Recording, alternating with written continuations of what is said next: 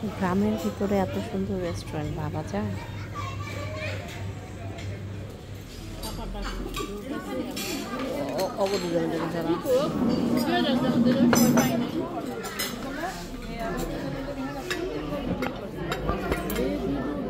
আসসালামু আলাইকুম, welcome back to my channel.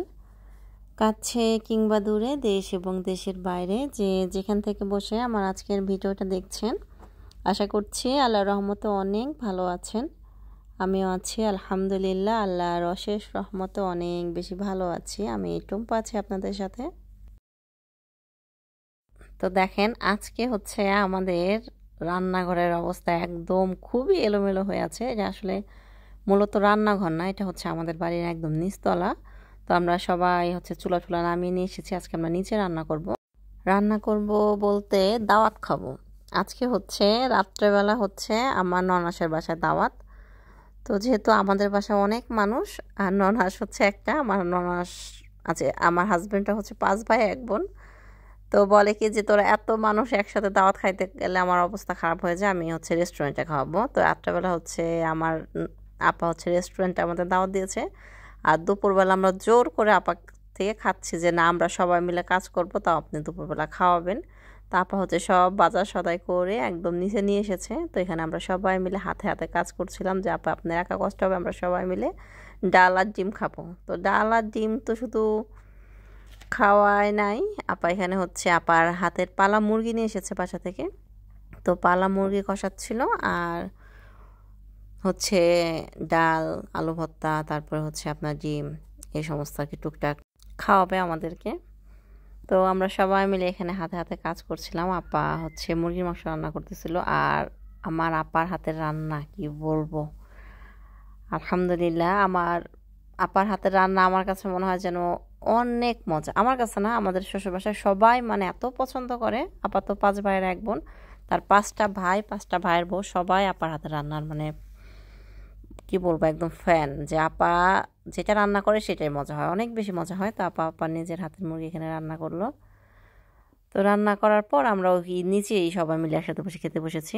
এখানে হচ্ছে আমরা সবাই আছি, শুধুমাত্র আমার যে আর কি ঢাকা থাকে উনি এখনো আসতে পারেননি। ওই যা হচ্ছে রাত্রেবেলা আসবে, একদম যেইখানে আপা রাতে ডিনারটা করাবে ওখানে আসবে একদম ঢাকা থেকে, তার ছেলের ক্লাস শেষ করে। আর এছাড়া আমরা 4 যা, ননাস, ভাইস্তা ভাস্তি, মোটামুটি অনেক অনেক মানুষ একসাথে বসে দুপুরের খাবার খাচ্ছিলাম। এই তো আমার দুপুরের খাবার একদম ঝাল ঝাল আলু ভর্তা, ডিম ভুনা আর হচ্ছে মুরগির মাংস। সত্যি কথা বলতে কি, সবাই মিলে একসাথে যা খাই, আলু ভর্তা, ডাল খাই, যেটাই খাই সেটাই অনেক বেশি মজা লাগে। তো সবাই মিলে অনেক তৃপ্তি সহকারে দুপুরে ভাতটা খেলাম।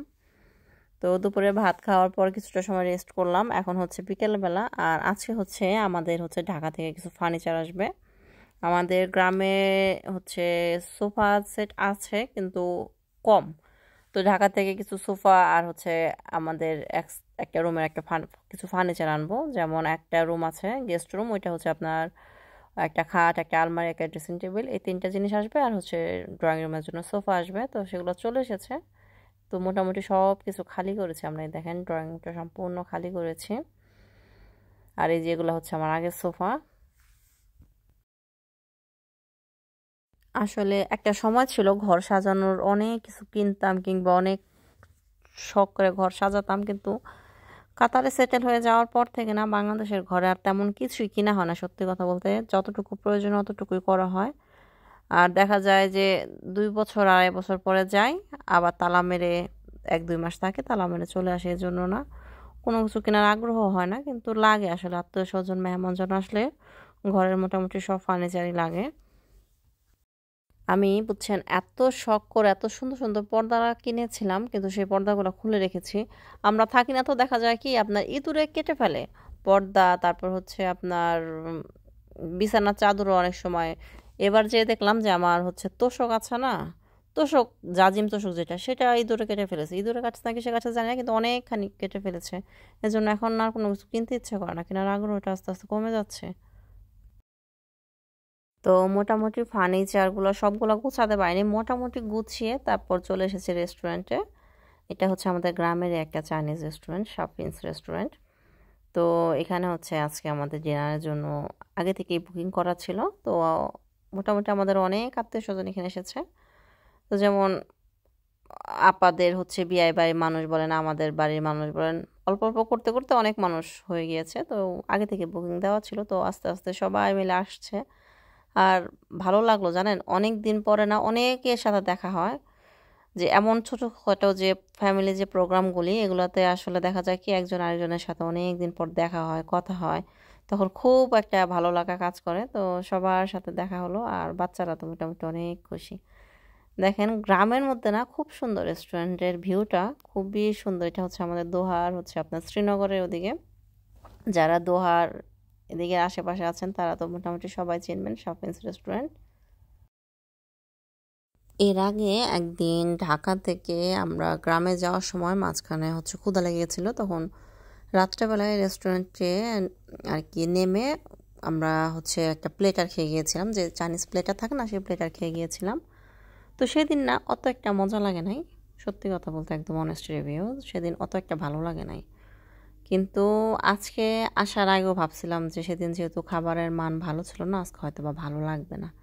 কিন্তু বিশ্বাস করবেন কি না জানি না, আজকে খাবারগুলা এত মজা লেগেছে, বিশ্বাস করে আর কি। আর স্পেশালি হচ্ছে আপনার এই স্যুপটা এত ইয়াম্মি করে বানিয়েছে, আপনারা কালার দেখে হয়তো বা বুঝতে পারতেছেন।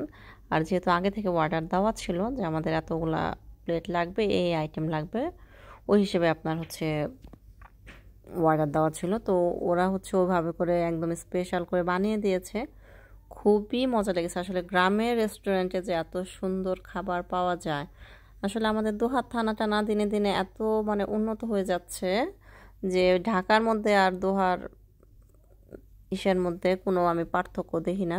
খুব সুন্দর সুন্দর রেস্টুরেন্ট হয়েছে, খুব সুন্দর সুন্দর ড্রেস পাওয়া যাচ্ছে, ভালো ভালো ব্যাংক হচ্ছে, মোটামুটি অনেক উন্নত হয়ে গিয়েছে। তো এখানকার খাবার খেয়ে আমরা আজকে সত্যি মানে মানে স্যাটিসফাইড যেটা বলে। তা আমাদের স্যুপ, অন্থন, স্প্রিং রোল খাওয়া শেষ, এখন হচ্ছে মেন কোর্স চলে এসেছে। এখানে হচ্ছে আপনার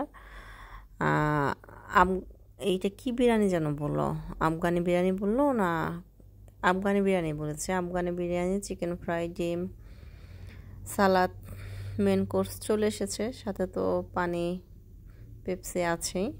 তো আমাদের খাওয়া দাওয়া আমরা শেষ করলাম। তো খাওয়া দাওয়া শেষ করার পরে একটু গল্প করলাম, এখন মোটামুটি অনেক রাত হয়ে গিয়েছে। তো এখন হচ্ছে বিদায় নেওয়ার পালা। তো সবার সাথে বিদায় নিচ্ছিলাম, যে আবার দেখা হবে ইনশাল্লাহ সবার সাথে। তো আমার আজকের ভিডিওটা আমি এখানে শেষ করে দিচ্ছি। আজকের ভিডিওটা কেমন লাগলো অবশ্যই জানাবেন।